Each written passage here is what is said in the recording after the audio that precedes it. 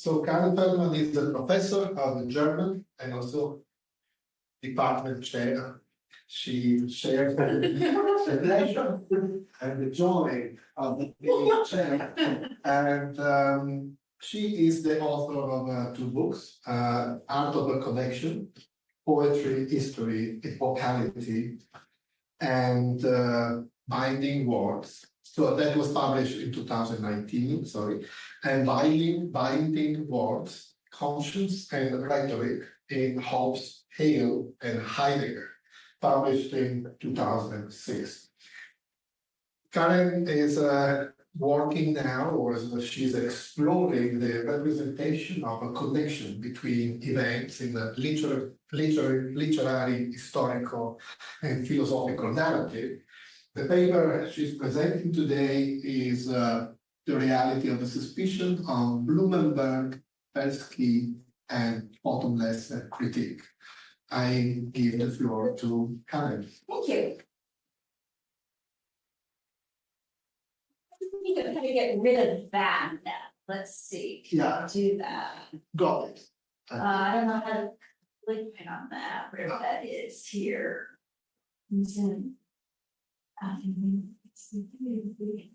So just a little distracting. So here's but It's like doing that. oh, very good. Okay, great. You only respond to grad students. Yes, great. Going back to my presentation. Here. Okay, yes, number 2. I'll start with the first one. Okay. So this is all the way it's supposed to be. Good. Thank you.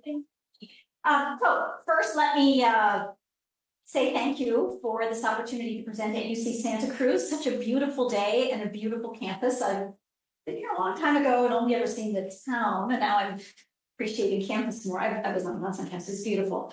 So I'm especially grateful to Justine and Max and Sadie, Lynn, for all the arrangements.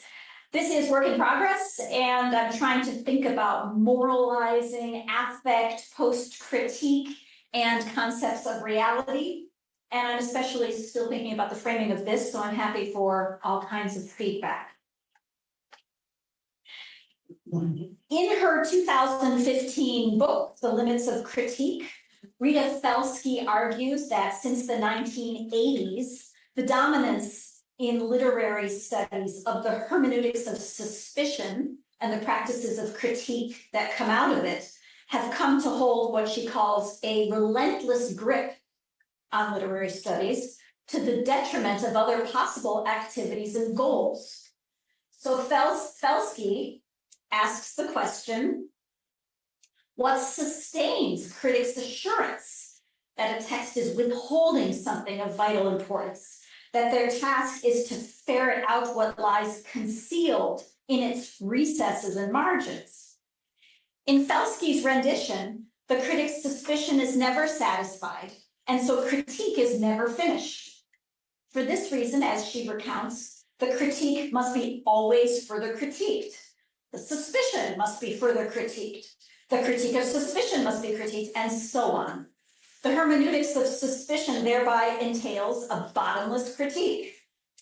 Let me point out, however, that assurance is for Felski the source of this bottomlessness, not the reality of the critique's object, and not reality per se. Rather, the assured attitude of the critic is what generates the endless critique. Felski's book is indebted to Eve Sedgwick's, I have to just cover here, well-known 2003 essay, Paranoid Reading, as part of a so-called post-critique trend in literary studies. Sedgwick's now canonical essay expands on Paul Ricoeur's idea of a hermeneutics of suspicion by describing a so-called paranoid imperative. And she states that to theorize out of anything but a paranoid critical stance has come to seem naive, pious, or complacent. So these grievances of Felski and Sedgwick about the dominance and bottomlessness of critique in literary studies are not only epistemic, they are not only concerned about the constrictions of our knowledge and thought when it is bound exclusively to critique. The relentless hold, in Felski's words, the relentless hold of critique, the exclusivity of paranoia, or what I am calling critique's bottomlessness, these are all also, and perhaps more so in Felski, connected to a set of distasteful affects. For instance, self-satisfaction, arrogance, and triumphalism. So Felski writes, and I have several quotes here, critique turns out to be, as scholars announce with a hint of satisfaction, and that's my folding, an infinite task. And she writes, critical prose may take on a triumphalist cast as we take pride in our in casting off our former naivete, congratulate ourselves on our newly acquired perspicacity, feel sharper, shrewder, more knowing, less vulnerable. Wesleyan President Michael Roth cautioned in the Chronicle of Higher Education, we should be wary of creating a class of self-satisfied debunkers. A certain smug pleasure in critique is also acknowledged, where the critic delights this is a quote, delights in being able to show that someone else is not to be believed. And it is also part of what Felski defines with Amanda Anderson as, quote, an intellectual persona that is highly prized in literary studies and beyond, suspicious, knowing, self-conscious. And Felski adds the qualities of nonchalance and arrogance 3 lines later. Felski describes an unfortunate consequence this way. Locked into a cycle of punitive scrutiny and self-scrutiny, the critic cuts herself off from a swath of intellectual and experiential possibility. And, Felski asks, why is the affective range of criticism so limited? I just did turn off the screen. You're not missing anything if that's the, for the Zoom people. So to be clear, I agree with many of Sedgwick's and Felski's observations, and I share their dismay at the prevalence of the affects that they catalog. I want to explore today, however, whether these unpleasant affects are necessarily, or perhaps only contingently so prevalent in the work that calls itself critique. I have plans eventually to look at some other obvious places for more ideas about necessary conjunctions of affect and epistemology. For instance, at Hegel, for whom certainty is an epistemic condition as well as an affective one, for instance, making for the tragic comedy of Spirit's Journey and phenomenology. But for today, I want to argue that Sedgwick and Felski entangle the dominance of critique in contemporary literary studies with the dominance of self-congratulatory affect. And I want to suggest that those two are separable. And I want to make that argument with epistemic assistance from a source rather far afield from post-critique and less well-known outside German studies.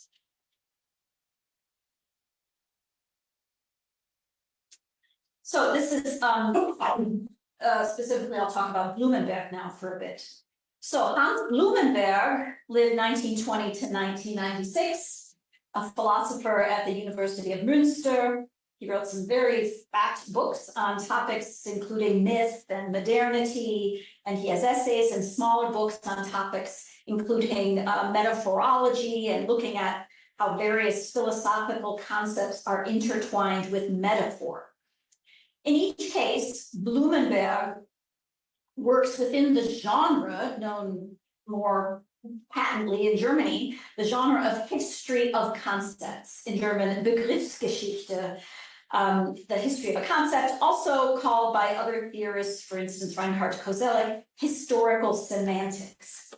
And for Blumenberg, he developed some theses about this in his philosophical anthropology.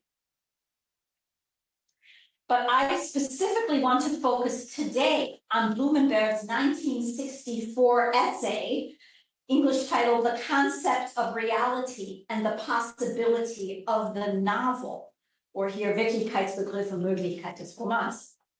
So I want to argue that Blumenberg's account of the history of the concept of reality offers an epistemic explanation for why critique has such a hold on literary studies. His epistemic explanation, I'm going to suggest, allows us to separate out Felski's and Sedgwick's criticisms of the affects of critique from the operations of critique and the persistence of critique. Thus, with the assistance of Blumenberg's account, and also in a digression I will make about the pragmatic demands of academic production, we can consider non-affective analyses of the dominance of critique, which again might help disentangle the epistemic and affective strands of Felski's and Sedgwick's accounts of critique's bottomlessness. For as I'll show, Blumenberg's history of the concept of reality provides some explanation for the dominance of critique that relies on epistemic moves rather than affective ones. Indeed, in his essay on the concept of reality and the possibility of the novel, Blumenberg ultimately argues that critique and unmasking are the privileged purview of humanistic and literary study. I give the German here in case you want it, but I have sometimes my translations, sometimes somebody else's. This is somebody else's.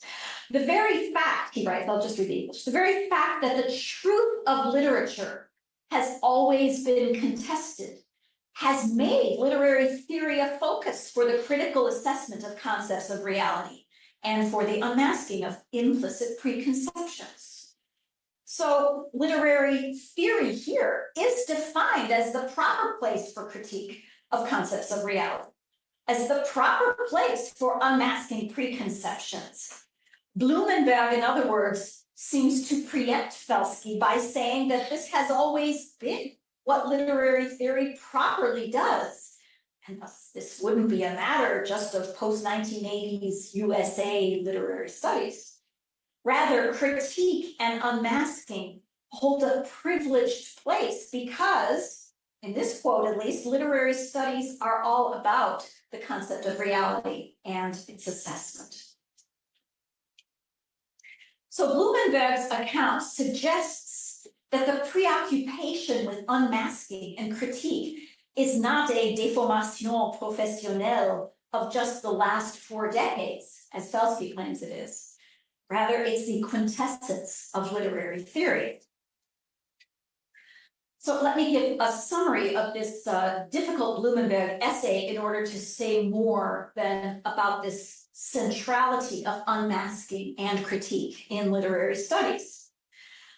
Blumenberg's declared broader goal in the essay is a critical assessment of the foundations of traditional aesthetics, which in turn, he claims, requires defining the various historical concepts of reality.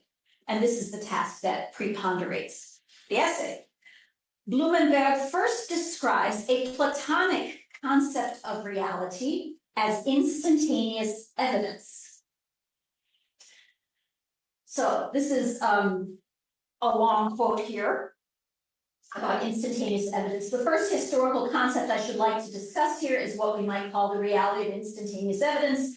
This concept is not explicitly propounded, but is presupposed when, for instance, Plato unhesitatingly proceeds from the assumption that at first sight of ideas, the human mind immediately, with total confidence, realizes it is confronted with the ultimate and unsurpassable reality.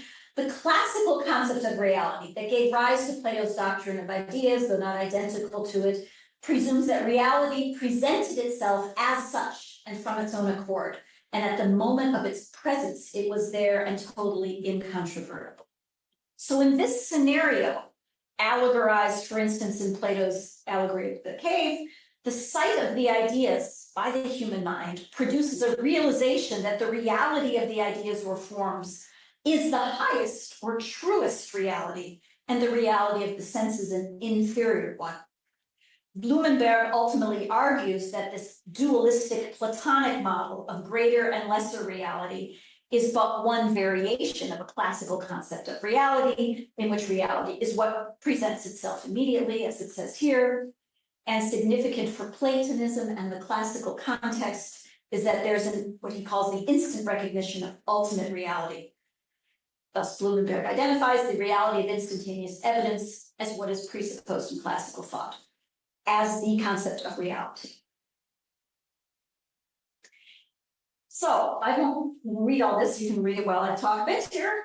The guarantor of reality. Descartes, according to Blumenberg, exemplifies a successor concept of reality, which, according to Blumenberg's history of the concept of reality, represents a continuation of the medieval concept of reality. In this case, in contradistinction to the classical concept of reality as instantaneous evidence, for Descartes, quote, the given reality, as you have here, becomes certain by virtue of a guarantee, which has to be secured by thought in a complex metaphysical process. So we've moved, in Blumenberg's account, from the immediacy of recognition of ultimate reality in the classical world to a reality that is defined by a mediated certainty.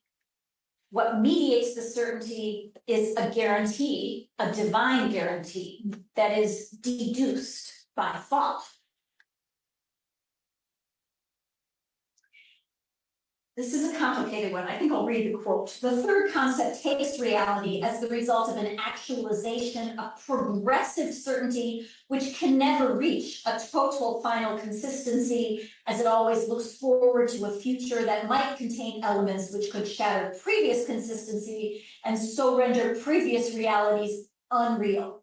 I'm going to stop there and then just talk about it. So, the next concept of reality he traces historically is the actualization of a context. For Blumenberg, with the loss of the divine or the otherwise secured guarantee in modernity, as with Descartes coming out of medieval thought, modernity's concept of reality becomes the actualization of a context in itself. Now, for most contemporary readers of Blumenberg coming from literary studies, this is the most significant concept of reality described in the essay, and the actualization of the context that he describes here constitutes indeed the possibility of the novel that is described in the essay's title, the possibility of the novel. The novel, therefore, as a new aesthetic form, instantiates a new claim of art in modernity, namely, not merely, he writes, to represent objects in the world, or even to imitate the world, but to actualize a world. This concept of reality as context relates, quote, to the totality of a world that can never be completed or grasped in its entirety.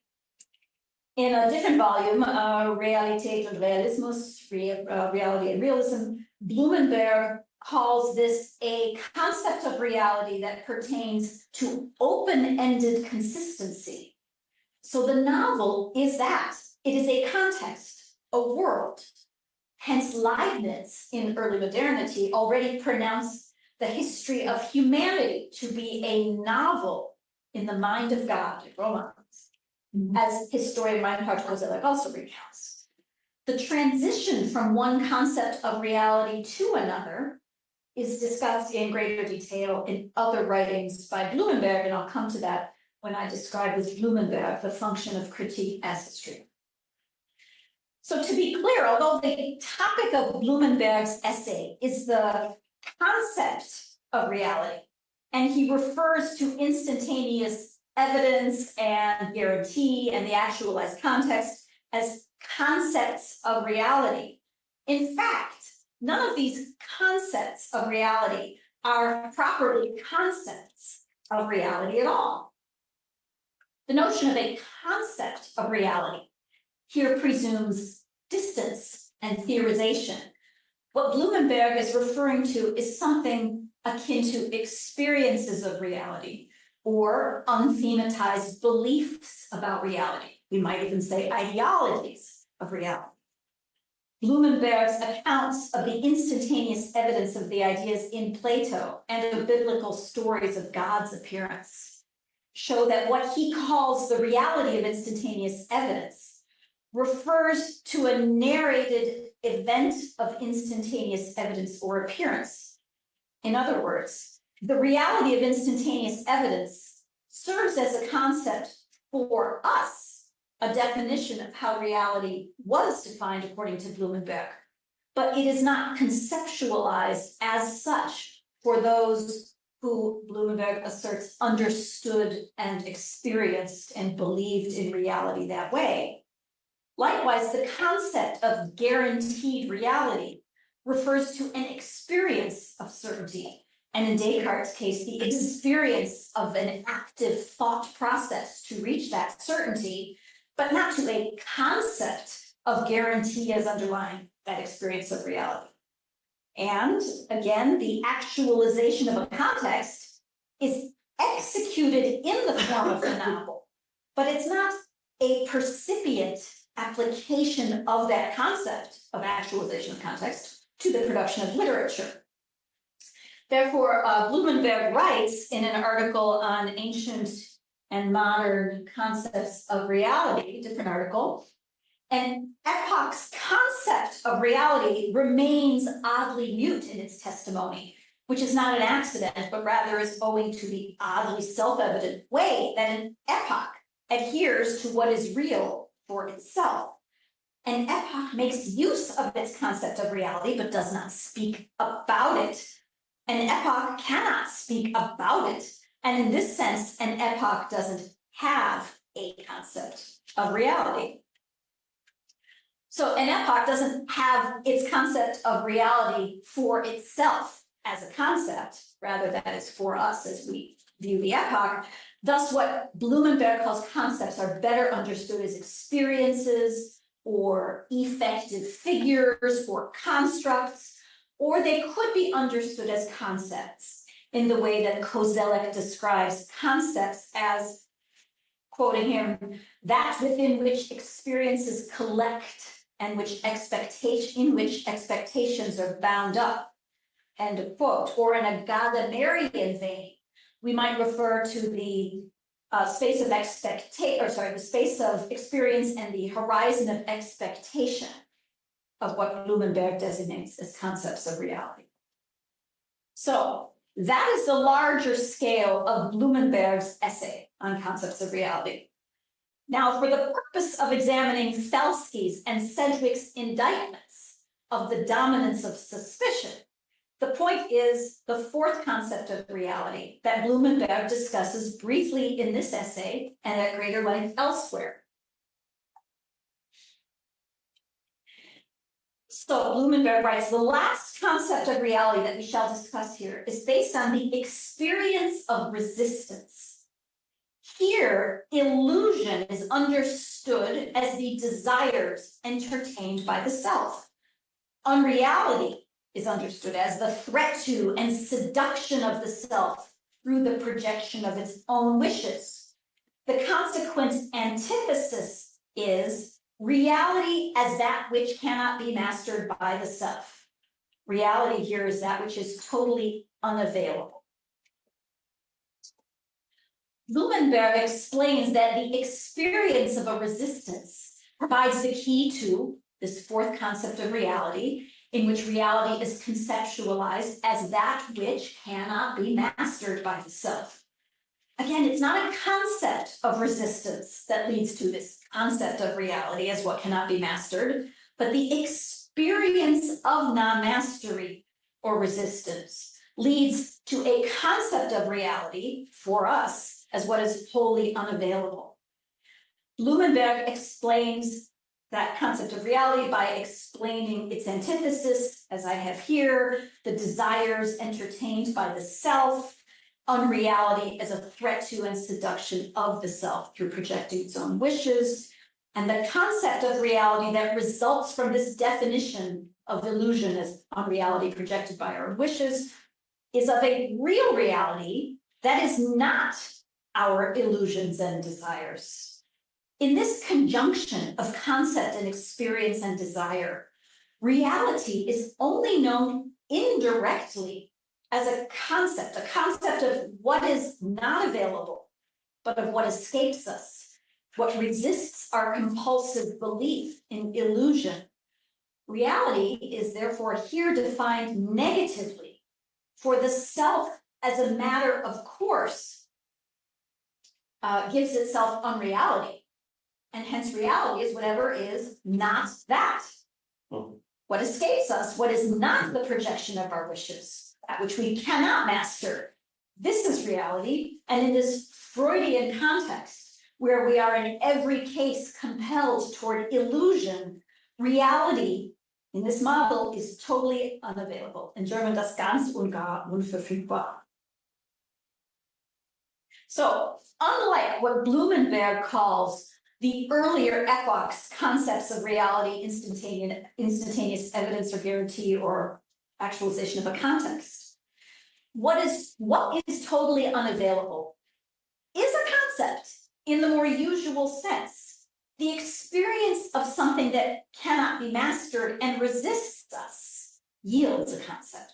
Blumenberg is evoking, I'm suggesting, something similar to the thought of infinity in Kant's account of the mathematical sublime, namely the indirect arrival at a concept that fills in where there is no direct access to knowledge. Blumenberg explains this otherwise brief reference in his essay on the concept of reality to an unreal reality of illusion and this real reality of what resists our mastery in a lengthier section of another volume that hasn't been translated, again, Reality and Realism. Explicitly leaning on Freud here, Blumenberg describes how people are deceived by their own wishes. And he concludes there, but whatever defines the concept of wish, it in turn defines what reality and realism are, negations of the dominance of the wish. Again, reality is arrived at negatively, as what is not our wishes. Thus, Blumenberg writes that the modern concept of reality entails the following. In these considerations lies what could be called the corollary concept of reality in modernity, the cutoff of the connection between wish and unreality, drive and illusion.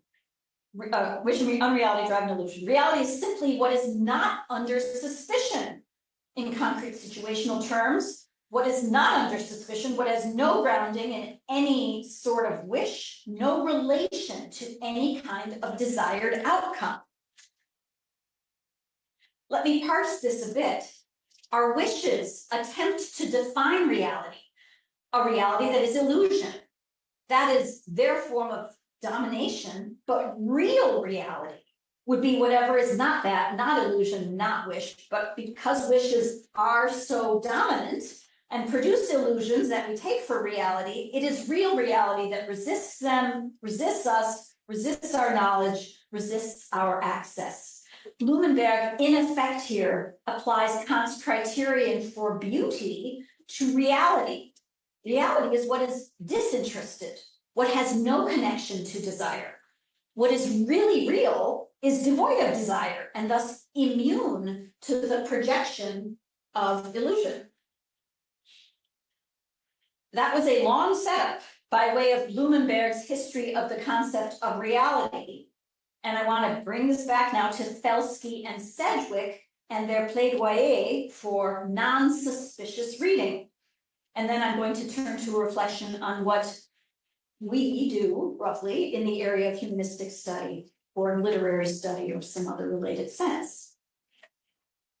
If we accept Blumenberg's epochal description of the concepts and experiences of reality, then it is not just by accident that suspicion dominates our studies.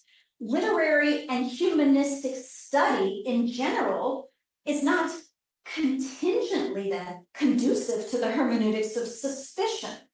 Rather, insofar as Blumenberg sees the aesthetic formations of an epoch as embodying or assuming the concepts or experiences of reality for that epoch, then our humanistic and literary studies would absolutely, in an epoch in which the concept of reality is what withdraws, those studies would absolutely take as their task the ferreting out and unmasking of reality.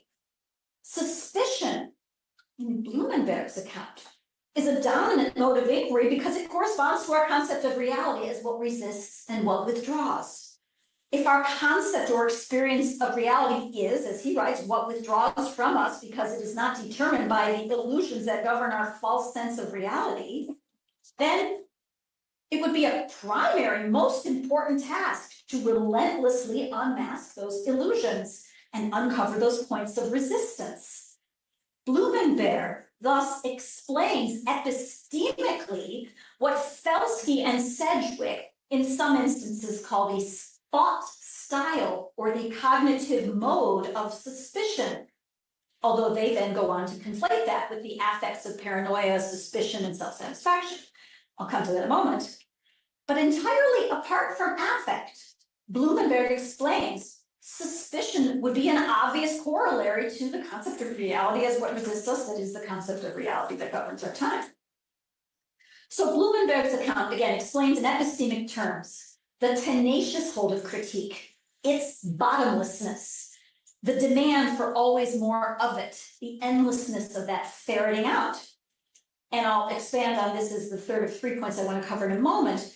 But to recall, for Felski and Sedgwick, the epistemic is inseparable from, or possibly even driven by, the affective. So Sedgwick claims paranoia represents an affective as well as cognitive mode. And she writes that paranoid inquiry is one kind of cognitive affect, theoretical practice, / there. And similarly, Felski refers to suspicion, for instance, as both a mood or a method, as both a mood and a method. And she describes critique as much a matter of affect and rhetoric as philosophy or politics. So I'm asking, is the affective range to which they refer, especially Felski, is that affective range necessarily connected to the dominance of critique?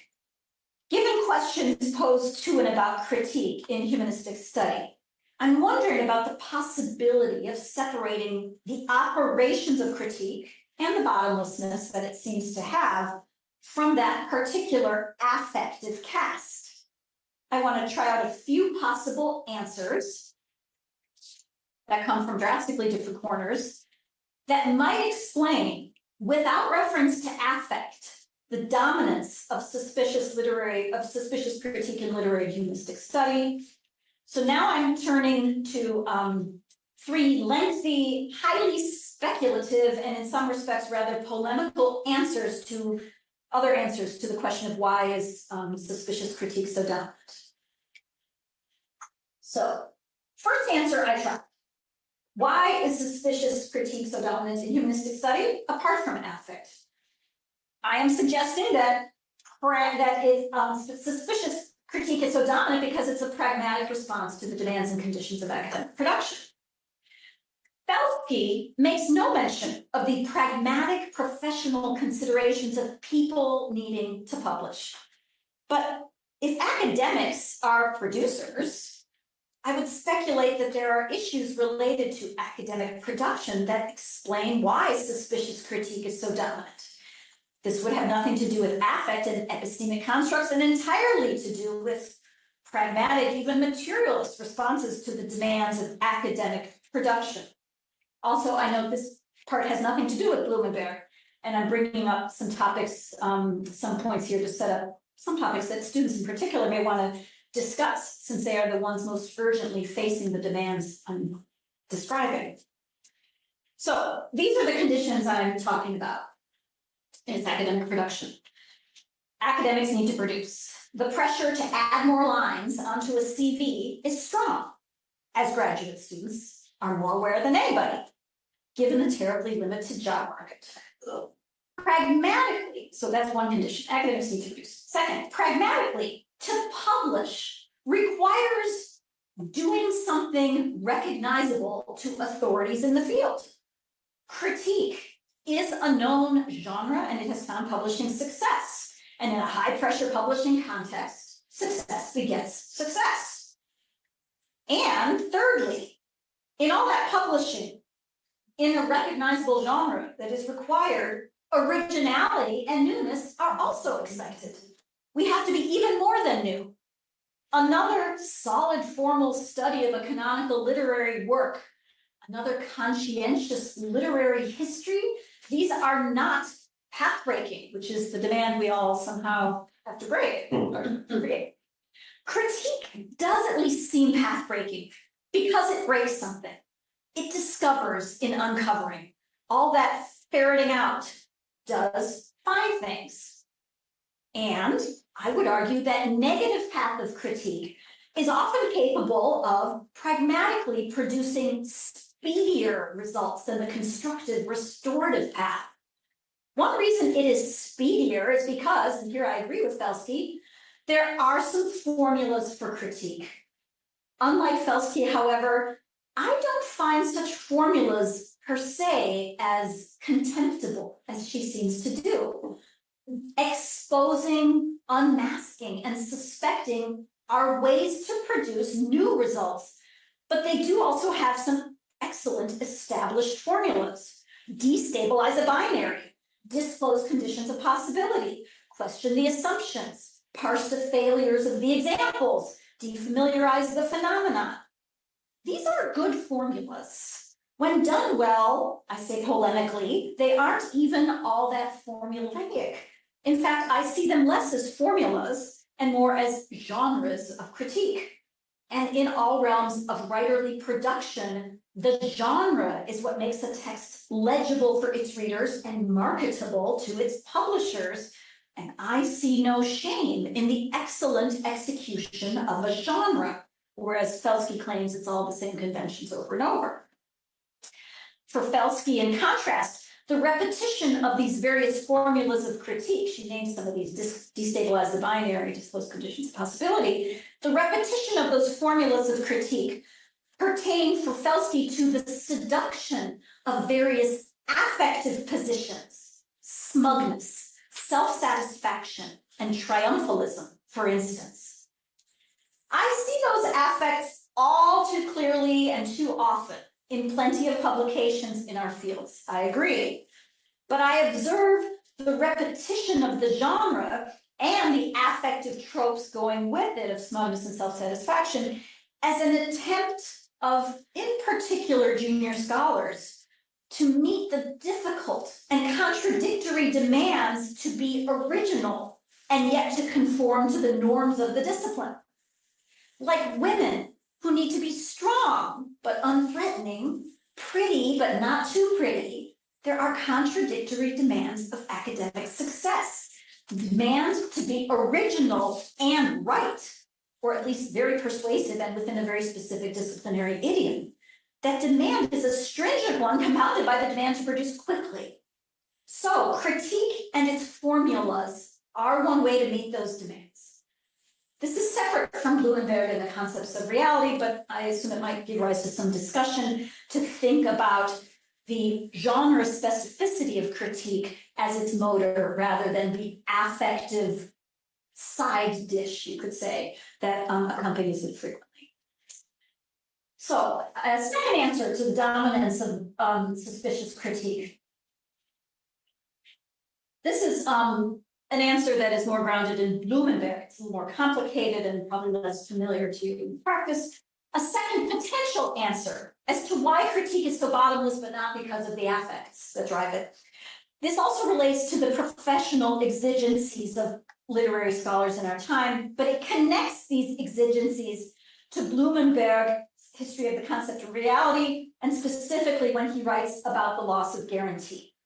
That is, if reality is what resists in our epoch, And that concept of reality is the successor to a concept of reality based on guarantee. Perhaps an ever more suspicious reality of literary study is a result of that loss of guarantee. Let me say a little bit more about that.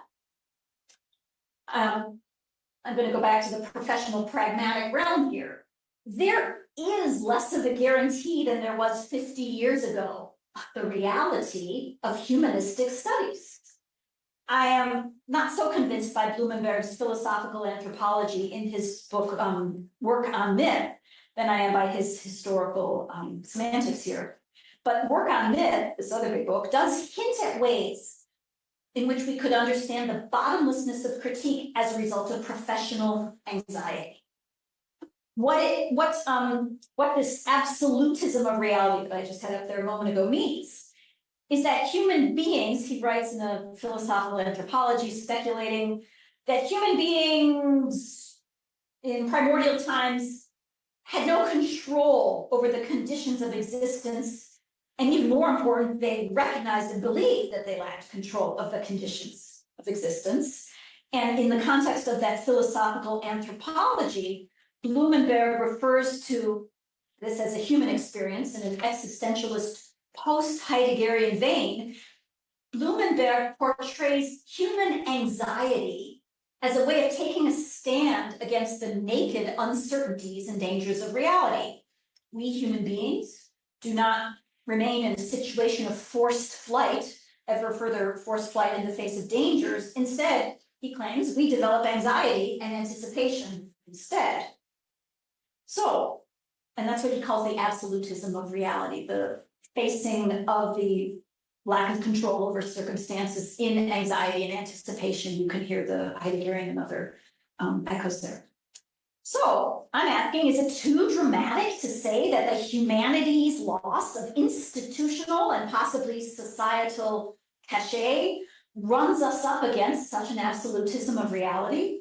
Jobs are scarce. Some humanities departments have been closed, and it's easy to see why a university might offer less financial support to a department with relatively few majors, or in the case of HistCon, I guess, with no obvious analog in other departments and other institutions that allow the program to stand out from similar products. So advanced study in humanities, to be clear, was never a guarantee of a job. But a few decades ago, there seemed to be more of a guarantee for literary studies, historical studies, divisions of humanities, colleges of liberal arts, and one-of-a-kind programs like History of Consciousness. So is there a sense of a lost guarantee or a reality unsecured by a university or by a society that values our sort of learning? In an epoch of reality as what resists, the reality-chasing task of unmasking, truthful suspecting, and disclosing would seem to guarantee some value for literary studies and humanistic studies. Joseph North argues something like this in his idiosyncratic and intriguing book, Literary Criticism, A Concise Political History. He claims that almost all of what we conceive of as critical literary work, including our most progressive strands of feminist studies, post-colonial studies, and so on, although they seem to criticize a modern neoliberal order, he says, in fact, they absolutely embody that order because they attempt to, quote, make the humanities valuable, end quote, according to some external quality that is valued in an extra-disciplinary fashion. Just throwing things out there that we discussed.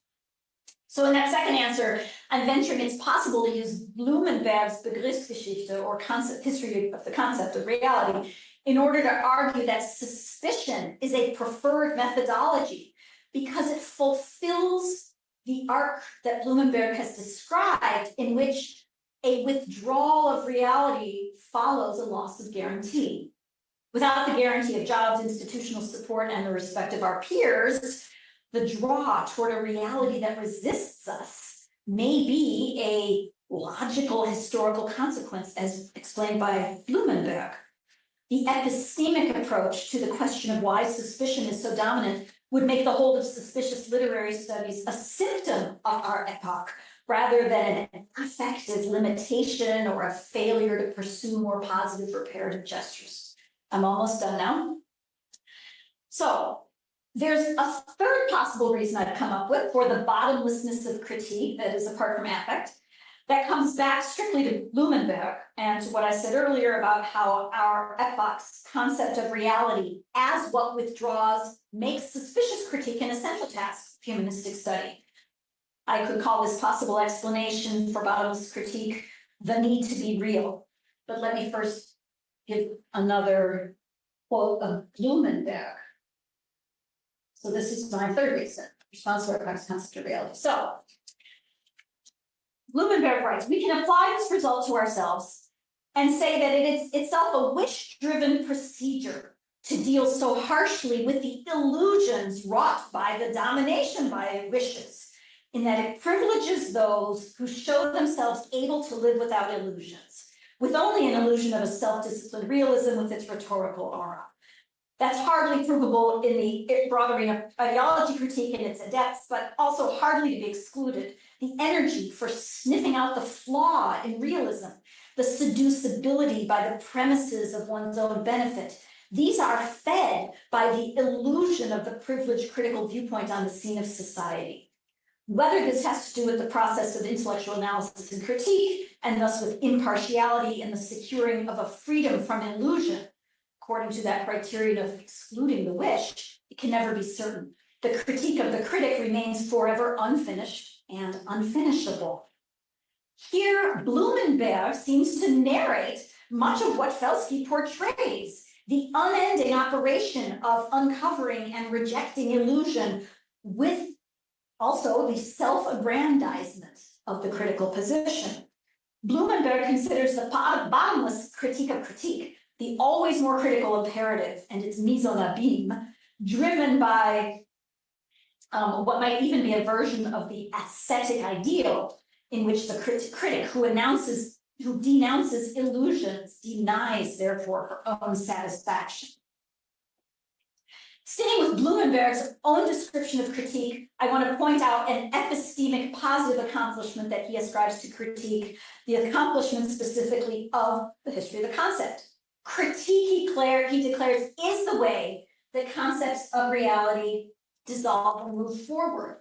He writes, only insofar as the understanding of reality itself has a history, as that understanding can be displaced through a new relationship to reality, and this displacement is formulated as a critique of the past understanding of reality, only in this indirect way do we gain access to a history of the concept of reality, and critique is therefore history in this respect. What has become experienceable as history is formulated in judgments whose accomplishment we would judge as the quintessence of critique. Critique always and again of all possible kinds of appearances and pretense, prejudices and subterfuges, forms and formulas that have become empty, of categories that no longer stand the test. In other words, critique is how a concept of reality comes to be illuminated and how we move beyond it in what it criticizes. The concept of reality thereby expresses or exposes itself. The concept of reality is a counter-concept, inhabiting its critiques rather than a particular positive reparative project. The negativity is the positive, albeit indirect, exposure of reality. Here he writes about Plato. It wouldn't be methodologically legitimate to take Platonic philosophy or another systematic form of ancient philosophy as an expression of the ancient concept of reality, to see in those philosophies the most precise, explicit form of that epoch's concept of reality. On the contrary, the concept of reality of an epoch is located in what its philosophy criticizes and repudiates, what it distances itself from and attempts to overcome, rather than in its positive systematic formulations. So for ancient philosophy, Blumenberg affirms, the explicit statements are not where we find the ancient concept of reality, but instead we discover it indirectly in its repudiations and rejections. Likewise, in later modernity, in our modernity, the concept of reality is only indirectly accessible, in our case by way of critique rather than an affirmative project. This is why critique is legitimately the proper realm of literary study and humanistic study, insofar as in Blumenberg's own goal in his essay, it's the privileged place for contesting ideas of truth. I am a little over time, but I just want to get to the other climax. I had a couple more things I didn't leave out here. So these various quotes from Blumenberg about the negative path of access to concepts of reality suggests that other non-affective reason for the bottomlessness of critique, that the bottomlessness of critique, this would be that non-affective consequence of having to engage in critique in order to resist unreality and to be real. If we're not critiquing, we're succumbing to illusion, we're inhabiting illusion, and the danger of unreality is everywhere and must be constantly critiqued by us. So therefore, if reality is what resists us, then there is infinite suspicion to be had and critique to be made. And last slide here. One of the fundamental ideas of modernity, a deficit in trust of the world that lies beneath the plane of thought, is the problematic of modernity's consciousness of reality, the uncertainty of its concept of reality. So for Blumenberg, the lack of trust in the world and our sense of it is not thought explicitly. There may be all the reason in the world to be suspicious because of the nature of the world and the concept of reality of our suspicious epoch. But none of that explains the affects with which Sedgwick and Felski concern themselves. That's self-satisfaction, triumphalism. I agree that these are regrettably predominant affective tropes in critique, but what I disagree with is the conflation of the affects with the epistemological and methodological operations of suspicious critique. Blumenberg provides epistemic reasons for the bottomless of critique that do not necessitate the affects of smugness and self-satisfaction. My argument is that Felski too readily conflates the intellectual project of critique and its tasks of unmasking and undoing with the admittedly painful affects of self-satisfaction, triumphalism, and so on. Instead of condemning critique for attracting or being somehow associated with these affects, I would like to understand better why critique is, indeed in recent decades, associated with these affects in particular. I'm closing now by laying my cards on the table to say that the connection between the affects and operations of critique those connections are presumed by Felski, but perhaps there's more rhyme than reason for that. In other words, maybe the moves of suspicious critique lend themselves to triumphalism, rhyme with it, because unmasking is a power move, but they do not necessarily have to, and it might be a task of a non-triumphal critique or a work of affect studies to explore the contingency of those affective valences of critique. Thank you.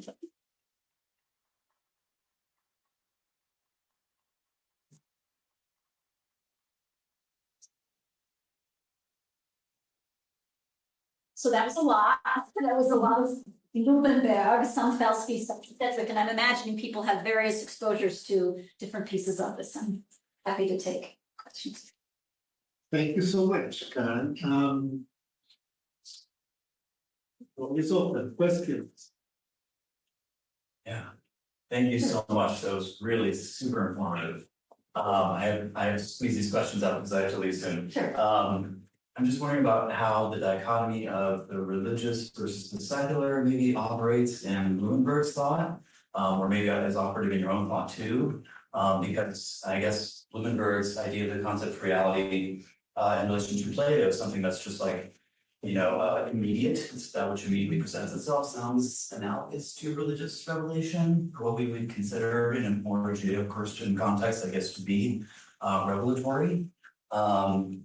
And also the idea that reality is non-emergent, our wishes or not, our illusions, sounds vaguely like the via negativa of mystical thought. So I'm just wondering, I don't know, that's a lot. Yeah.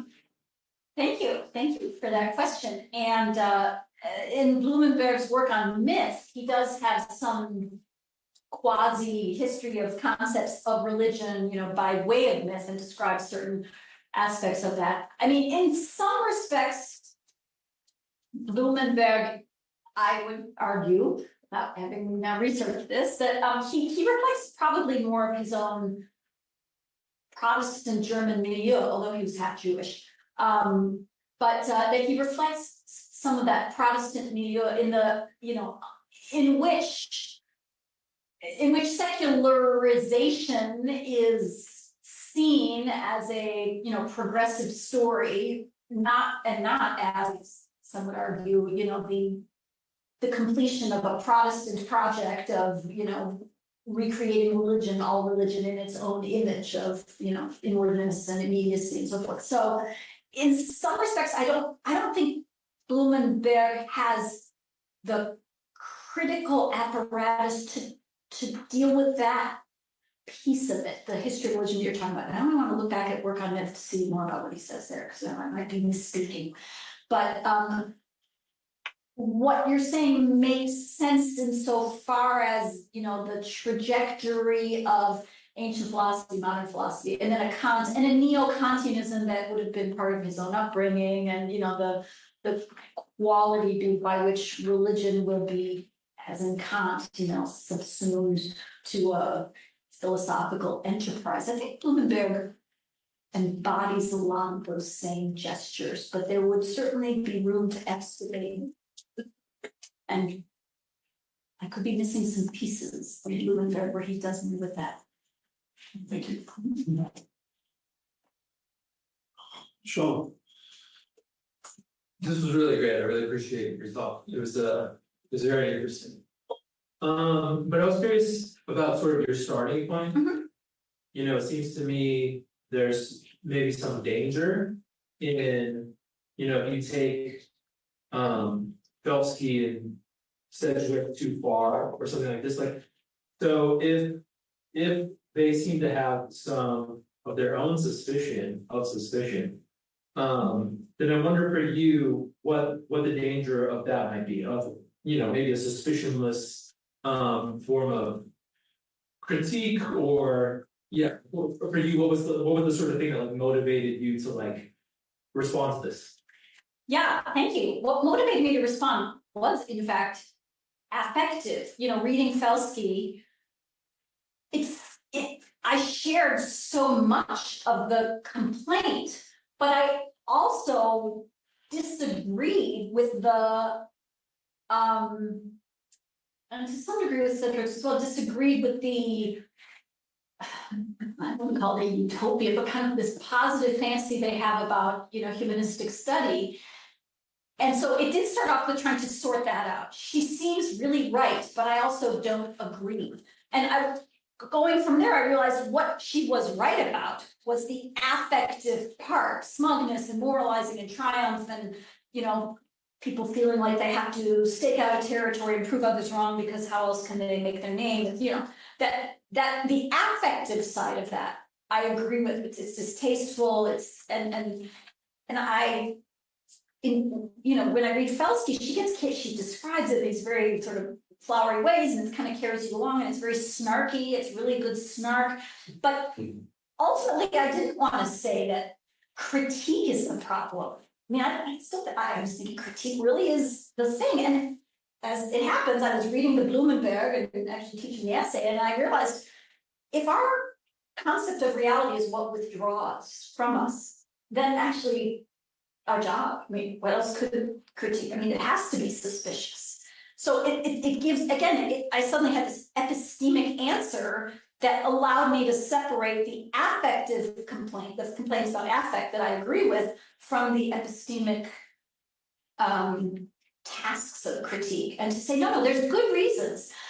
Sedgwick and Felski more so, emphasize the self-satisfaction, or like there's some kind of an afterglow after a good critique, you know, you sort of feel so satisfied and want more. That's the bottomlessness, as if there's, you know, you need your next hit of critique satisfaction and self-satisfaction. And that seems, as in Sedgwick describes in a personal communication with this Joseph Litvak, that paranoia has an enormous prestige because it seems to be the signature of smartness. And again, that's somehow the intellectual affective intersection that I wanted to understand as contingent. Obviously, reparative and joyful literary studies tasks and humanistic studies tasks are very welcome, but the whole polemic there about the academic job market.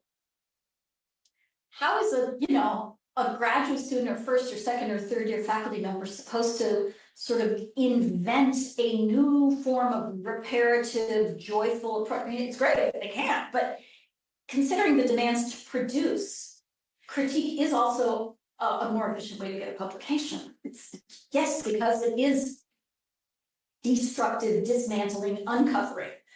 It is both more efficient and not necessarily affectively triumphalist. So I just sort of wanted to retrieve the project and give other reasons, those reasons of the job market, the reasons of the concept of reality that mean that the affects of smugness and moralism are only contingently tied. They don't have to be the drivers. I think Felski portrays them as the drivers, that we do this for an affective reason, and the critique is tied up with always wanting another hit of that, at least in my reading. But is there a danger of, if there's like a society without suspicious critique? Do they think that? You, Do I think there's a danger to it? If Blumenberg's right, we can't, we are going to be suspicious. I mean, we would have to give ourselves over completely to our illusions, and it would be like the Matrix or something, where there would be this complete foreclosure of suspicion and undermining. So I'm not worried about that danger at all, and I also don't think any joyful, reparative form of humanistic study would do any harm to anyone per se.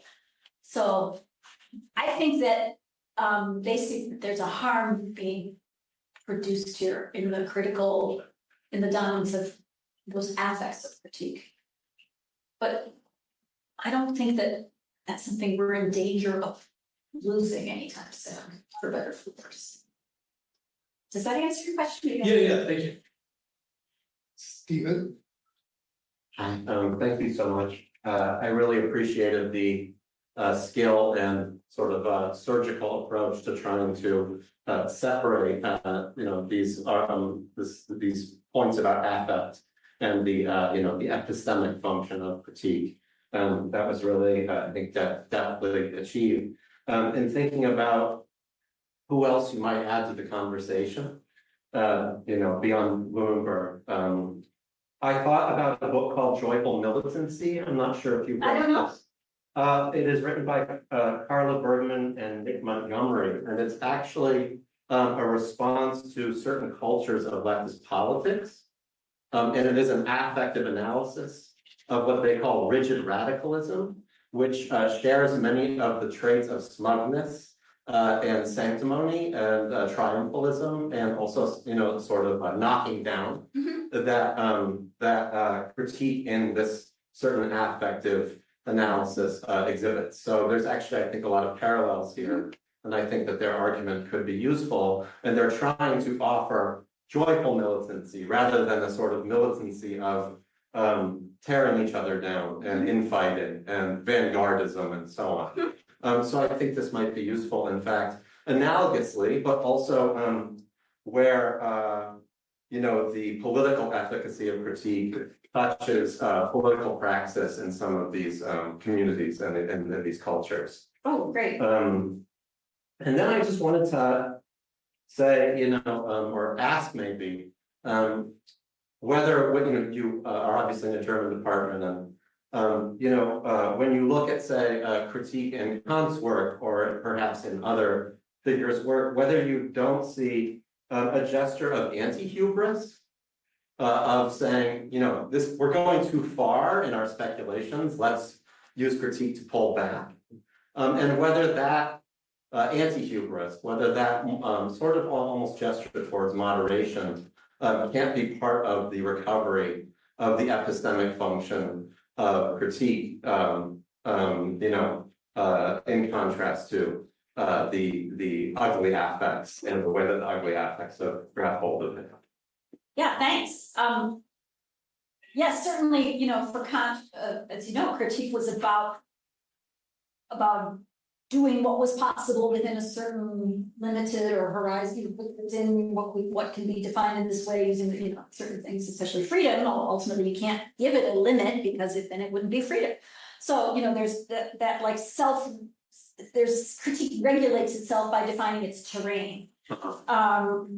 And yes, I am definitely for the anti-hubristic critique that, I mean, that Felski and Sedgwick do. Like, we read them, they're amazing. Their critical work is not hubristic, it's humble and, you know, Sedgwick, I mean, she changed everything and not in a smug or moralistic way, right? So if you do, you know, queer reading and epistemology of the closet, this is, I mean, it's just so ironic because it's such good critical work that undoes a lot of things and, you know, breaks some boundaries, but not hubristically. I don't know. It really is. It does the work without the effect, and that's the model. I don't know if Sedgwick would have said that her work was. I mean, her work was critique, and it wasn't smug or moralizing, and it was, you know, for a lot of us, sort of world changing. I mean, in our world, and so. Yeah,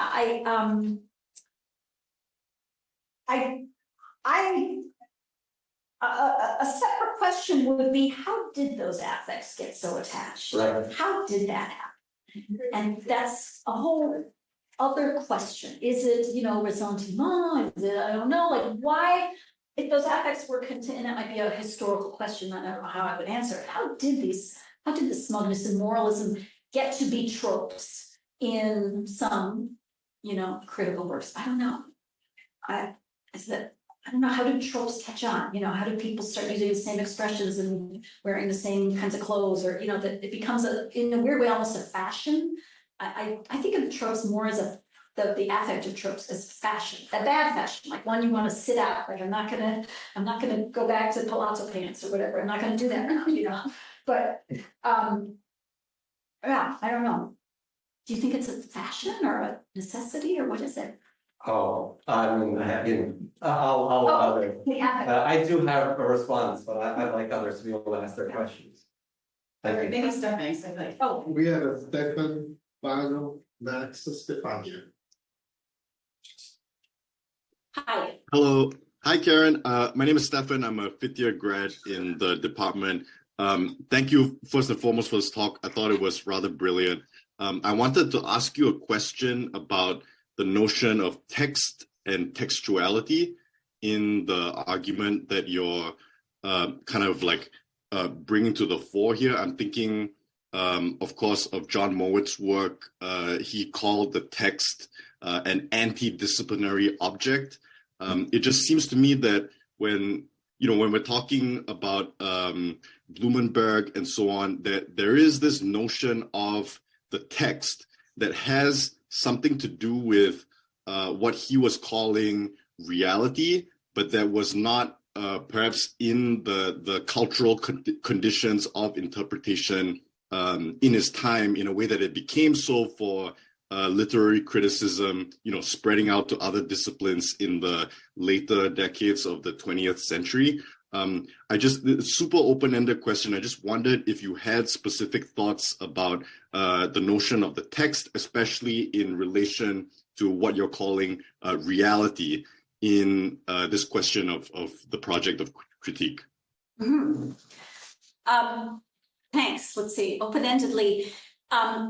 Well, I didn't emphasize a different aspect of the Blumenberg essay, which was about aesthetics. So Blumenberg, comes sort of in a circuitous way to the question of the concept of reality and these various, the history of that concept, insofar as he seems to situate this as part of a larger work that seems to be partially covered in this other volume that isn't translated, about aesthetics and how we can explain different epochal aesthetic formations.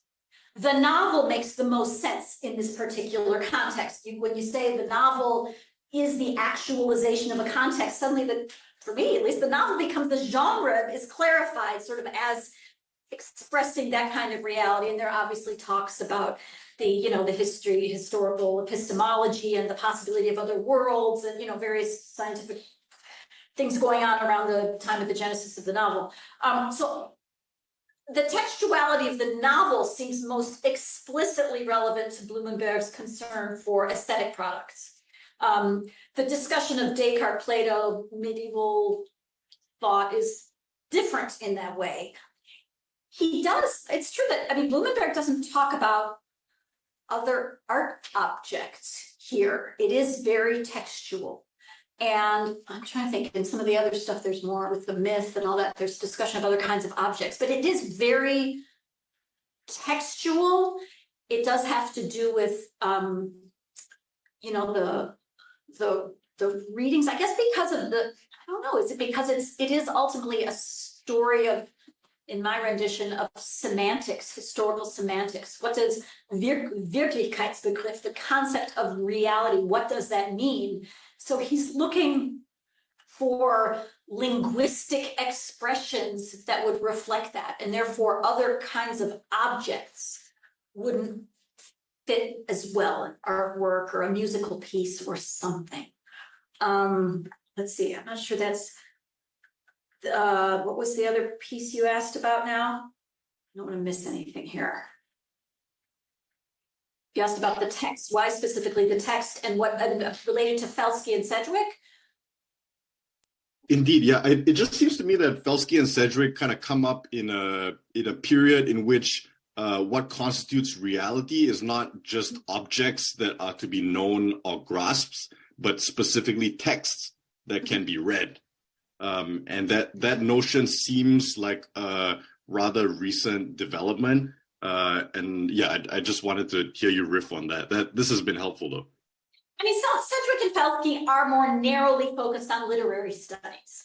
If I'm thinking expansively of humanistic study, and it doesn't have to be literary, and people do a lot of things now that aren't just specifically literary. So, they come from literature per se. So therefore, it's going to be a text-based study. But, there were other topics that they discussed, performance, and, there are other things that aren't as narrowly defined as, the text, I guess. But yeah, I would just say that the consequence of the literary milieu of their work, maybe that's discounting the potential there.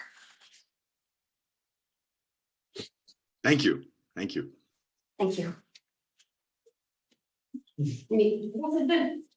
you so much for this talk. It was really interesting, and I very much appreciated your disentangling of the affective component attached to the project of critique from the more epistemic one. It seems to me that the affective baggage seems to be a reflection of the professionalization of critique and the subjectivity of those professionals in the milieu that you depicted, more than something about critique itself. So I really appreciate that disentanglement. My question is, between the affective and the epistemic, I want to introduce the political as another dimension of the consideration. And here, I'm thinking of two very distinctive kinds of reading. One by Leo Strauss, whose avowed esotericism is understood as a response to political persecution, and therefore invites, if not paranoia, at least attentiveness to reading in between the lines, not because of some endless goal of pursuing critique, but because there's an active necessity on part of the writer to hide oneself in order to avoid political consequences of heretical ideas. So that's one dimension. And the other one is a very different tradition of reading, the symptomatic reading of Louis Althusser, where the very idea of the human subject is challenged by the unconscious,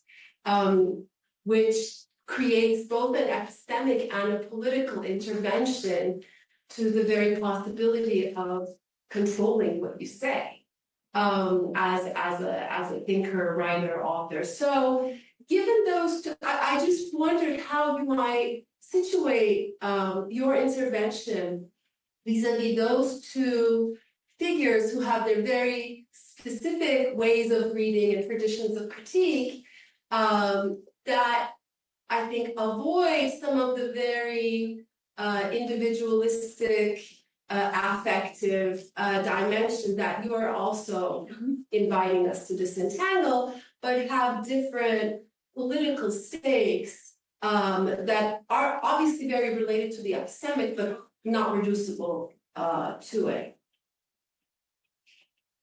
Yeah, thanks. That's a really great and big question. Once, obviously, the Blumenberg, resistance is reality is what resists. Has a Freudian cast, and he expands on that elsewhere. In the essay on the possibility of the novel, he, in some ways, divests it from the Freudian baggage, I think, to make it more metaphysical and less, psychological. One way to think about this is how psychologically do I want to talk about suspicion? Because what you're saying, both Strauss and Althusser, in a way, digest any kind of psychology and sort of turn it instead into a situational or textual or political context. So it's not a personal psychology, but is certainly in Althusser's case, psychoanalytically formed, and Felski focuses on suspicion, and it's taken from Paul Ricoeur, which differs in implication from Sedgwick's discussion of paranoia, which maybe is more Althusserian, Althusser friendly, let's say. It's more in that direction. Because the paranoia that Sedgwick writes about reflects the psychoanalytic bent of her analysis. Paranoia implies an ungrounded, excessive approach. Althusser, of course, provides scenarios and structures that explain why paranoia might, or certain anxious positionings toward the world would make sense politically and otherwise. The famous hailing by the police, and that these are the situational and this is also political implications structurally justify the prevalence of certain kinds of paranoia. Paranoia is also per se unsatisfying because it is ungrounded, excessive, or it's unyielding. Suspicion doesn't have the same connotations. Suspicion is more psychological, but it's also usually more often, it's more refers to objective reality, so to speak. You can say that there is an unwarranted suspicion about something, but that implies that otherwise suspicion might be warranted. So there is something, we don't say we don't say he has an unwarranted paranoia, because paranoia is already by definition unwarranted. So I'm thinking more about the Althusser than the Strauss here, but Althusser's symptomatizing readings, in their sort of version of if not psychoanalytics, inflected by the unconscious, makes sense here in their, what would the political stakes be? Felski and Sedgwick have a certain distance from action that actually even penetrates Felski's own analysis. She built, based on Sedgwick, Felski, well, Sedgwick has a story too about, who was it, St. Twist in front of some person we know, said, just because you unmask something, that doesn't define any course of action, right? It doesn't entail any political consequences. It entails no consequences. So in some regard too, the suspicion could be politically disabling if it doesn't entail any particular consequence. I'm certainly more on an Althusserian trajectory than I would be a Straussian one, but it also makes sense that approaches to, literary study, as with Strauss and, his own political thought, that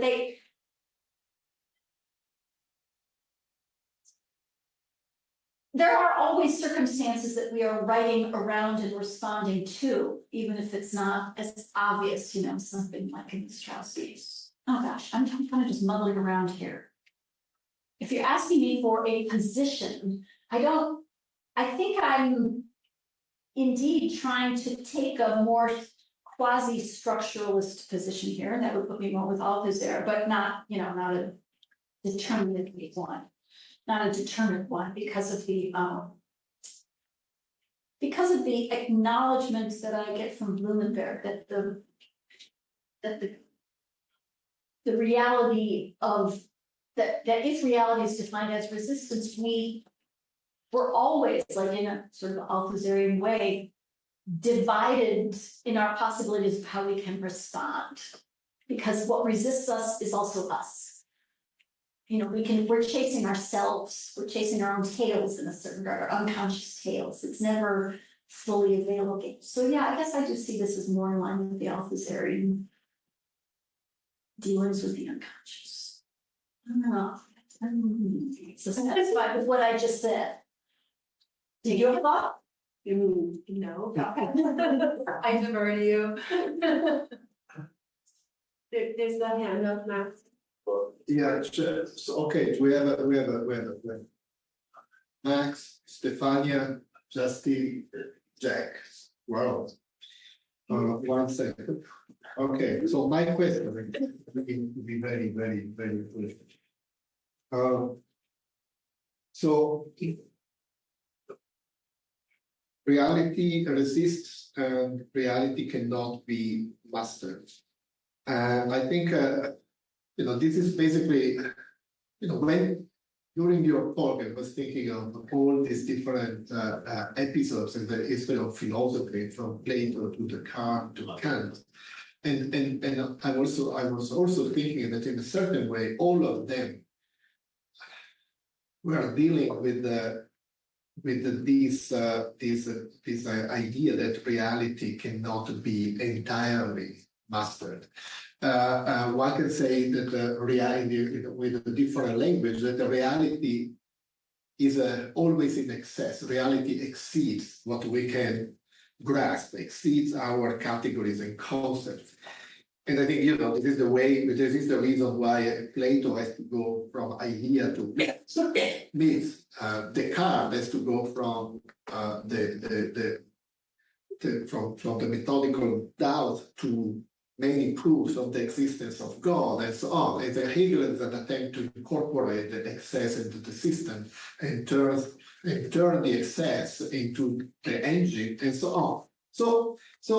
But then we have a different answer, and maybe that has something to do with the effect, because I would say Kant was humble, and Kant stops and he recognizes that something exceeds, and critique is a limitation. Mm-hmm.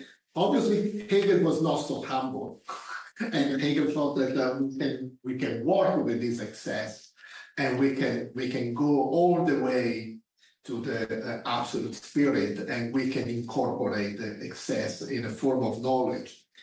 Maybe there are other trajectories. I would say that the Schlegel already opened the way to infinite task, and critique as an infinite task. So now the question is, what do we do with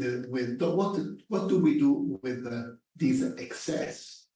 And the question is basically, I think Stefan went into that direction, because if at a certain point, and I'm moving to our days, if at a certain point we start an understanding of, some scholars wanted to understand reality as a linguistic construction, as a web of narratives, that is a way to relocate the excess at the level of language.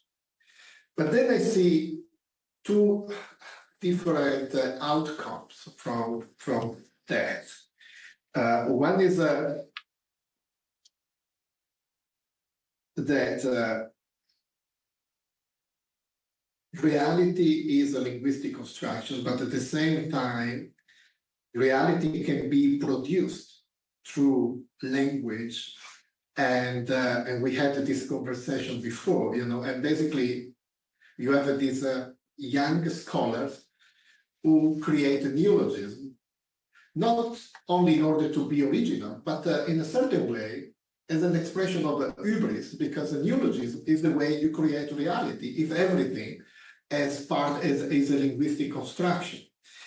And now, this is the end of my question, and maybe this is one way to explain the current crisis.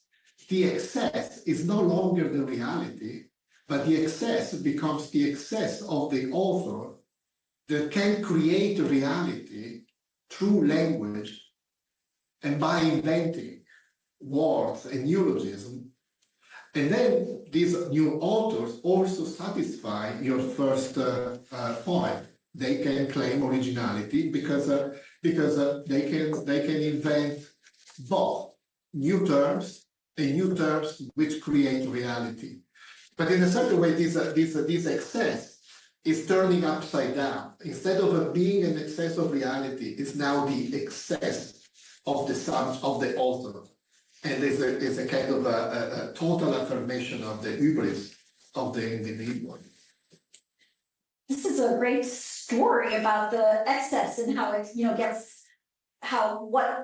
Kant allows for an undigested, Hegel digests it, Yeah.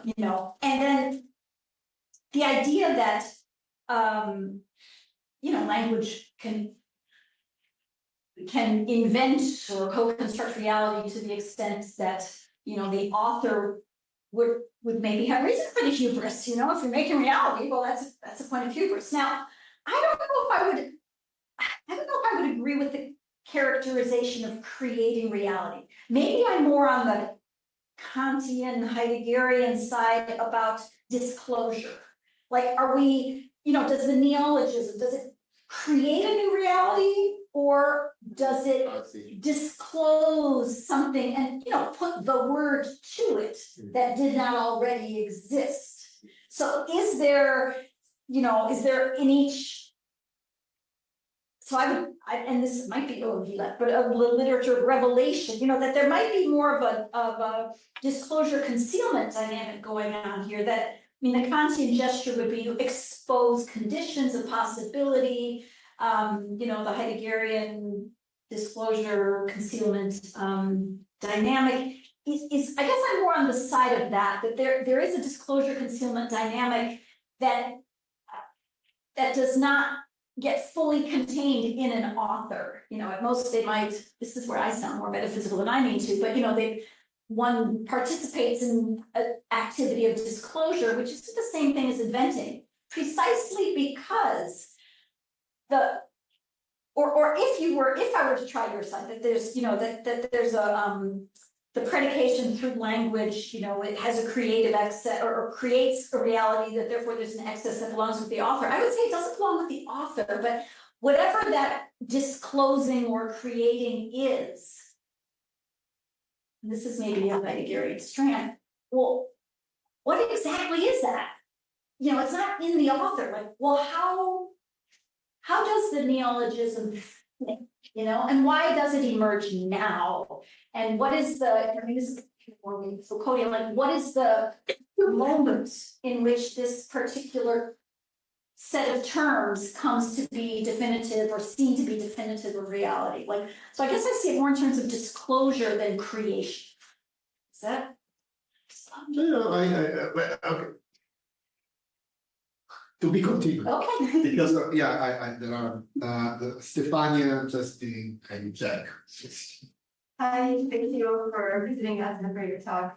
My question is kind of continuing on what you started. So I was wondering, what do you think about thinking of Blumenberg's last concept of reality as similar to Lacan's real? And not Lacan's reality, but Lacan's real, which is also ungraspable, unnameable, unmasterable. And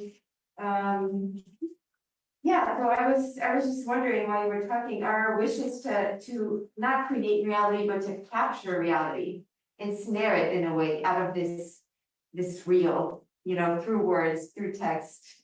And is this capturing and ensnaring the act of critique itself? I don't know if that makes any sense. And also I'm just thinking, like, if that's the case, why do we want to do it so bad? Because it seems futile. It seems like you can't really capture the real, because that's, you know, that's the thing about it. You can't really name it or grasp it, or ensnare it. So why do we want to do it so bad? And how do we balance this desire of ours with the efficiency and productivity of suspicious critique that you talk about?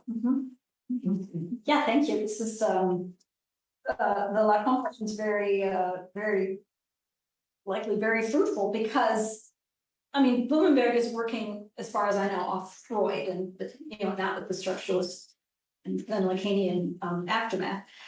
But I think there is something to what you're saying. Certainly that, you know, with the always escaping reality of Blumenberg and the real of Lacan. I think one of the differences would be, well, maybe you wouldn't see this as that much of a difference, but Blumenberg is taking what I think is a more Freudian view of what stands between us and the escaping reality as illusions, you know, as sort of serial illusions, like a deck of cards where every time you think you got past one, there's, you know, there's another one, so that there's just always more illusion blocking you.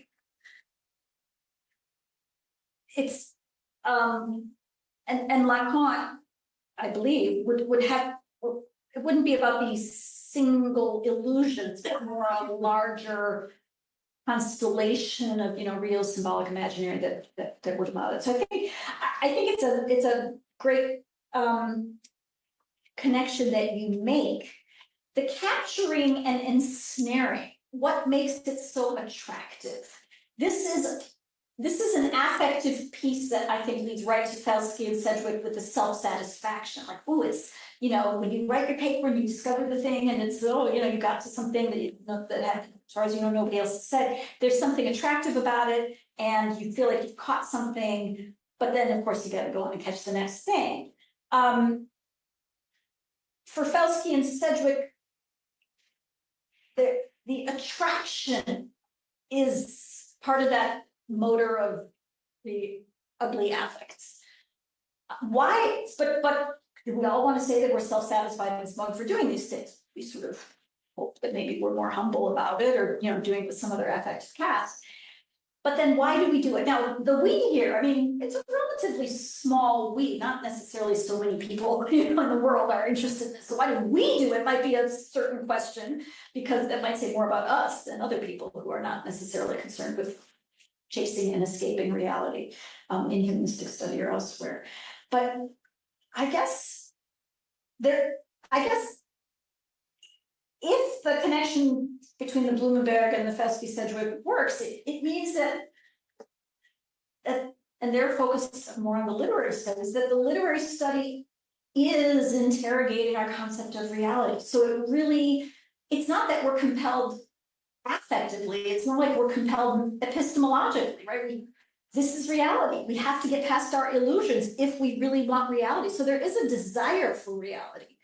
But if you're aware of the illusions that stand between you and it does produce a certain compulsion. This is sort of related to what I think what you were talking about. Like, well, why do you have to do it? You know, you could give up and go do something else. And people do, fortunately, you know, but I guess this is where Felski and Sedgwick, there is some affective view. Like, why do we like doing that? Why do we do this? There is a satisfaction. I just don't know if it has to be a self-satisfaction. I don't think those are the same thing.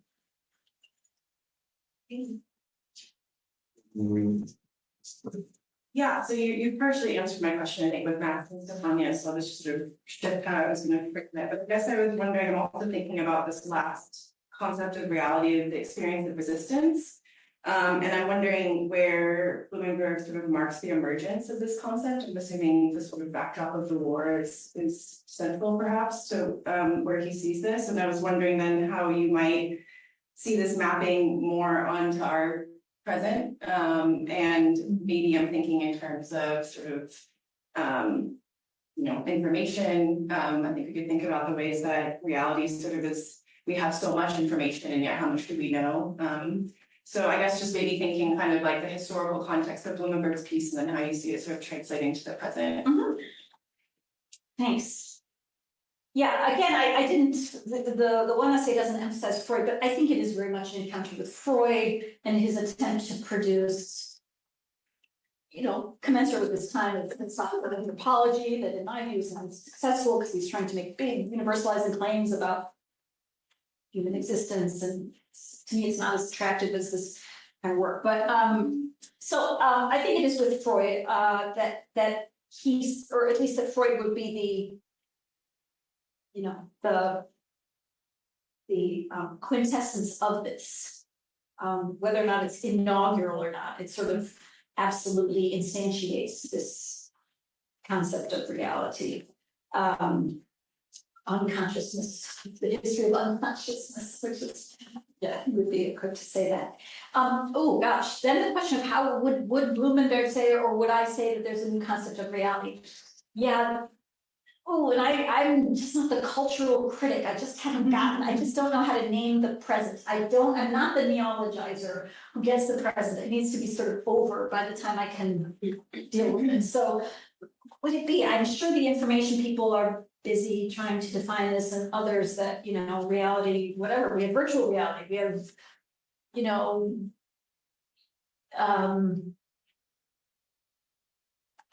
don't know, something to do with artificiality and digitality and disembodiment, but I don't know. There are a lot of people trying to name that, and I'm not in a position to adjudicate. That would put me in a, diagnostician of the present. I'm a suspector of the past. I think it's really diagnostician. We have a Jack. And I have a short comment that Sean has. Just like on the door, but that's okay. You're not wrong? No, you are. Jack, nice. Hi. Hi there. Thank you so much for this, Karen, and for everyone who organized it. I'm also a grad in the department, also my 5th year, like Stefan. So I wanted to take up your invitation at one point in your talk for like the grad students to sort of riff on like what it's like trying to publish, etc. Right now in relation to these constellation of issues. So I don't have a precise question as such, but I'd love to know your thoughts if any of it sounds resonant. I won't say who exactly, but in my first year of this program, I got some advice, which was to find like a big academic figure and just try to take them down as like a project. Like this is something that my cohort was told to do. And I think in addition to the like grim job market and the pressure for marketability and the recognizability instantly of doing just critical work, these things you mentioned, there's also considerations of like the teaching and funding of grad education, that we're doing so much teaching, that we're teaching so many students, that we're doing spend so much time grading and doing this kind of thing, and meanwhile paying like steeper and steeper rents and taking on second jobs and all this kind of stuff that is a pretty familiar story, especially here in California. And it becomes a lot more time effective and feasible just to pick up a text and to try and like pull it apart than it is to, I don't know, do archival work or reconstruct some big history, these alternatives that you mentioned. And especially as you say, when the rewards are not necessarily available either in the form of a job.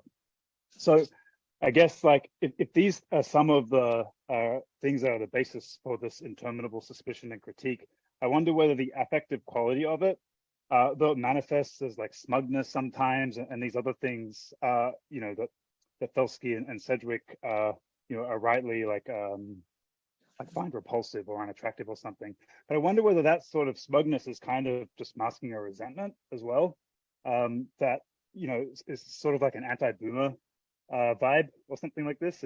If you follow my meaning, that like maybe I wonder whether drawing on Koselleck is could be profitable here, but whether there's something specifically generational and like millennial about the set of issues that are being raised here precisely at the end of the millennium by Sedgwick and Felski in this sort of issue of critique. Thank you. Let's see.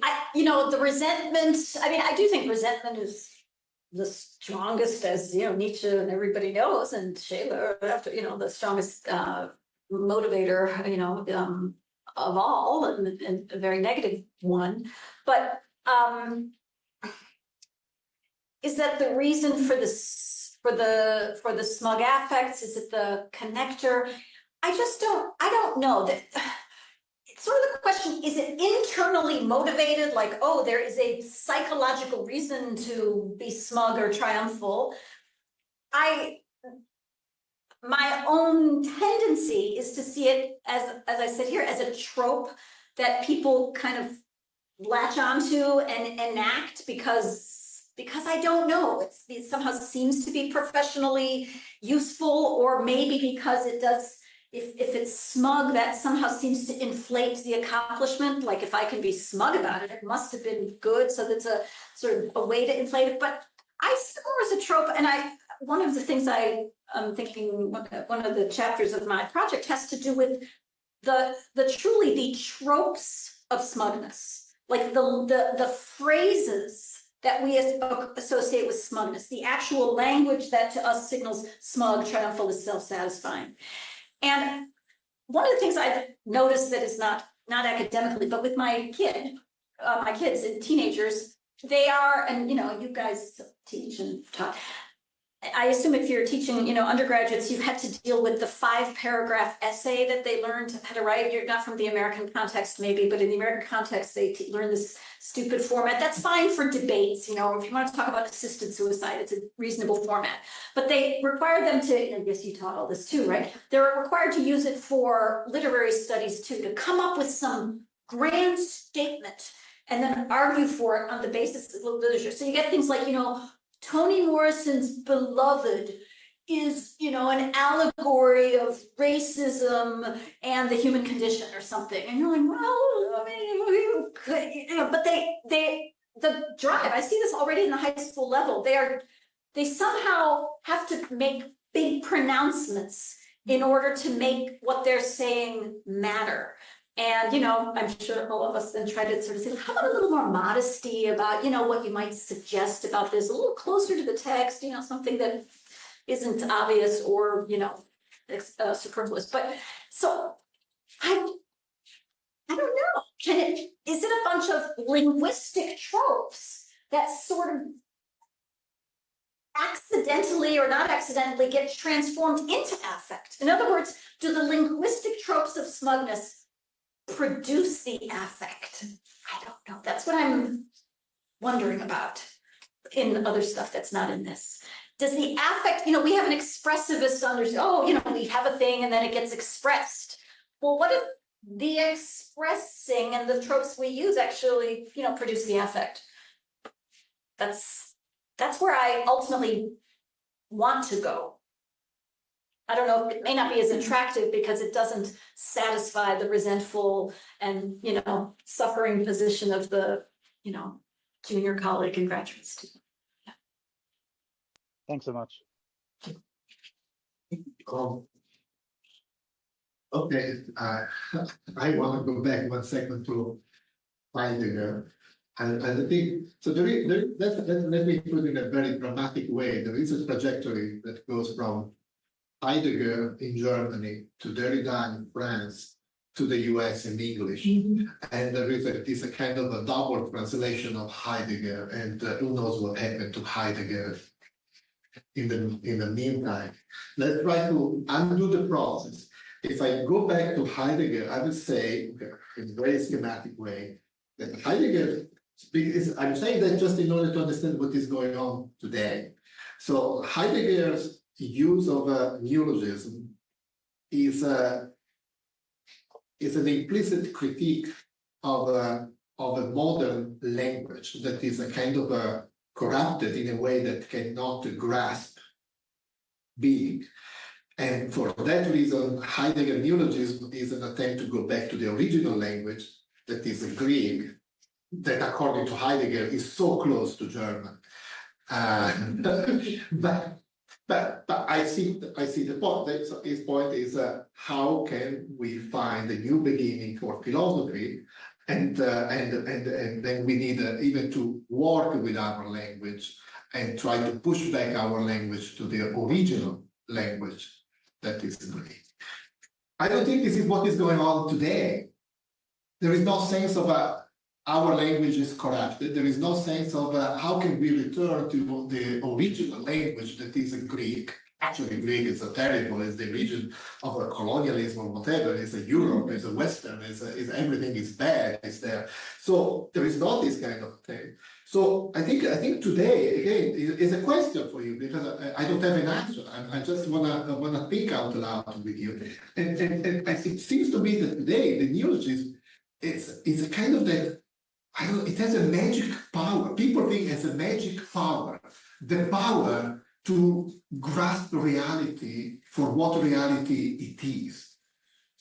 And I think we are in an epoch in which so many people have a claim on what reality is. New materialism is one of them. You know, they know what reality is. They finally know that, oh, this is what reality is. And when you have to make an impact, you create neologism. And then you have a both. You have the magic power of neologism that defines reality and what you say. At the same time, you have the originality of creating something new. Oh, look, I have a new term for my new philosophy. Give me a position in the department of philosophy of literature because I am so rigid. I'm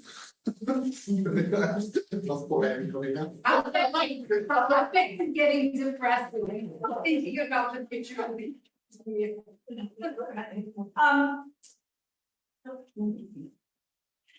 Definitely, and I would say all the better if we are not sort of romantically imagining retrieving the lost whatever. Or, you know, I mean, the retrieving of the lost whatever is a dangerous trope that we actually have, you know, retrieving the lost freedom of America, or so that's a dangerous trope. So retrieving lost things, I think that's my non-Adornian, you know, like, yeah, most of it's not, it wasn't there to begin with, and we don't need to retrieve. So but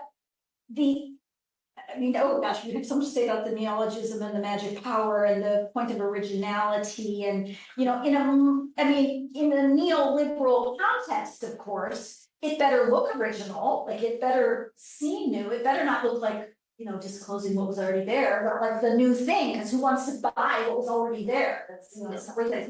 So there is certainly, you know, the magic power of the new that, you know, that seems to rule.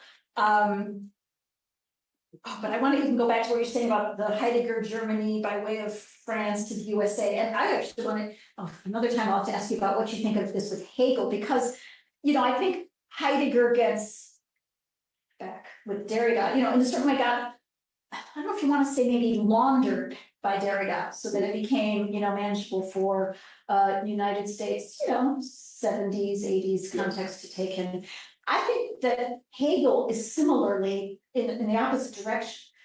This has nothing to do with anything we've just talked about, but that my experience of philosophy in Germany now is, and in German, is Hegel has become fashionable again only because he's been laundered through the University of Pittsburgh. Through Pittsburgh with Brandon and the whole analytic Hegelian. Yeah. I think that this is just a separate topic that I don't talk about, that, you know, that Hegel's okay because it's been laundered by way of Pittsburgh. And so you don't really have to deal with the dialectical complexities because it's an analytic philosophy problem now. Yeah. It's not about the fabric of reality being contradictory. So I am very interested in the laundering of German philosophers by way of other mechanisms to make them digestible in other markets, especially Heidegger in the United States and Hegel in Germany. Yeah. That's, Yeah. so that's even like making it new again, you know, like, oh, we can talk about Hegel now that we have Brandon's, you know, discussion of normativity or whatever it is. Sean, yes. Yeah, well, I mean, I'm gonna ask a similar question to Stefania, but maybe from a different Mhm. vantage point. So maybe like as a good structuralist, I'm wondering, you know, what's the need for endless criticism, like socially? Like instead of like from, you know, the person, the individual, you know, it's not, I mean, like, I might want to do something, but whether I do it in a sustainable way, it seems to be a different question. So you're asking, in a structuralist, if you take a structuralist given, then why would criticism be bottomless, or what is the social need of it? Yes, exactly. Well, unfortunately, a lot of society sees no need for it, so we're not, you know, I mean, we don't have people, I don't know, maybe knocking down our doors, you know, to study necessarily. So it's not necessarily considered a valuable social product per se.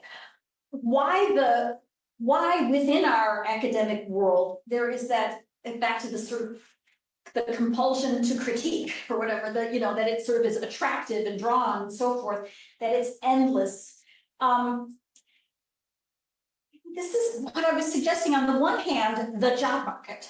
You know, on the one hand, there's just the bare material question of why. Well, if you have to produce, critique and the negative path is a more efficient way to do it. And on the other hand, you know, the Blumenberg answer, if reality is what withdraws and what we're interested in is reality, then we're interested in the withdrawal. I think in a structuralist vein, it becomes more complicated because it is more like getting back to what was already there. I mean, it's you know, revealing or uncovering or, yeah, in other ways, disclosing what was already determinative in a post-Kantian vein. You know, Kant is first structuralist, you know, the conditions of possibility or the transcendental inquiry unveils that. So, I mean, I tend to see that in a more positive way, that the pleasure of uncovering a condition, the pleasure of a transcendental style inquiry, it can be productive and it can be pleasurable. For instance, with students, sometimes if I'm trying to explain transcendental Kant and try to come up with something, you know, where I say, so, you know, what are the conditions of possibility of the university, like with undergrads, you know, like what's the condition of possibility? Well, there are a bunch of them. You know, we need possibilities. We have the buildings, we have the students, we have the tuition, we have the taxpayers, we have, you know, a curriculum, and so that you can sort of examine something in terms of looking at conditions and structures that underlie and turn it into a capitalist analysis or a psychoanalytic one or a other, you know, epistemological ones as well. So there doesn't need to be that endlessly. It doesn't need to exist, but the pleasure in it, I mean, I guess it's the pleasure of discovery and knowledge. I mean, it sounds sort of old-fashioned. That's where I don't see the critique as necessarily motivated by smugness and triumphalism, but the pleasure of doing it. There is a pleasure that doesn't have to be smug. It's just a pleasure. And smugness, you know, it's like running on gas fumes. Like you can do something to get more smugness, but it's not gonna, it is a bitter fuel. But that's not what you're thinking of if you're a structuralist emphasis. I was just wondering, yes, like if there's a certain, you know, kind of like infrastructure or like, you know, something that allows, I mean, it has to take place somewhere and someone has to fund it. Like what are the, I was wondering socially, what are the conditions or possibility for critique? I mean, in terms of the structures that allow it. Oh, the structures that allow it. I would say education, I mean, for good critique or for, you know, productive critique. So that's why I guess I see it as central to what we're all doing. all the time. I mean, so the conditions are the conditions that bring us here and that let us do our work, and that, you know, hopefully we bring and share with students. Because I do not want to say that the humanities are the sole locus of, you know, critical thought or, you know, eternal values or anything like that. I don't buy that, but we're one good spot for that. You know, we're one place where this happens, and where, you know, we get pleasure from illuminating for, you know, some undergraduate who's, they're only gonna take this one humanities class, and then they somehow come away with an understanding a little bit about ideology critique or something like that's, just feels, it does feel reparative.